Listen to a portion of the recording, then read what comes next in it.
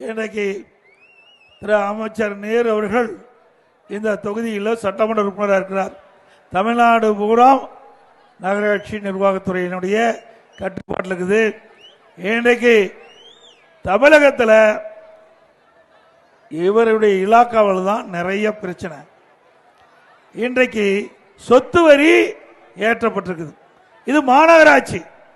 இந்த மாநகராட்சி பகுதியில் கடைக்கு 100% வரி ஏற்றிட்டாங்க.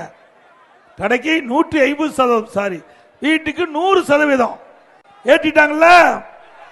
சொத்து வரி உயர்வுல அண்ணா திமுக ஆட்சியில் வீட்டு வரி 1000 ரூபாய் கட்டியிருந்தா திமுக ஆட்சியில் 2000 ரூபாய் கட்டணும். அண்ணா திமுக ஆட்சியில் கடைக்கு 1000 ரூபாய் வரி கட்டி இருந்தா இப்ப 2500 ரூபாய் வரி கட்டணும். ஆக இவருடைய இலாக்கா தான் அது. இன்னைக்கு சொத்து வரி உயர்த்தப்பட்டிருக்காங்க, குடிநீர் வரி உயர்த்திருக்கிறாங்க. அதுக்கு குப்பைக்கு வரி போட்டாங்க. அதை கூட விட்டு வைக்கல. குப்பை கூட விட்டு வைக்காத ஒரு அரசாங்கம் திமுக அரசாங்கம்.